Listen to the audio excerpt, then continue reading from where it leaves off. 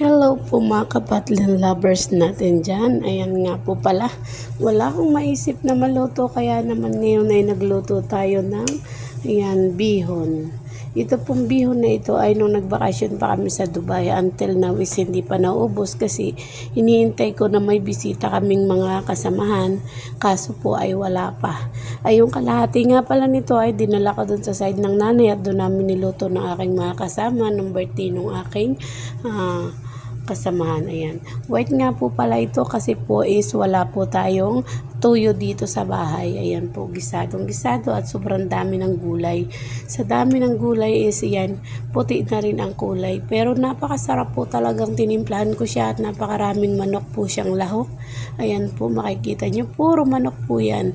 Ayan, talagang sarap na sarap ng ating lunch. Yan po ang lunch for today natin. Makikita nyo,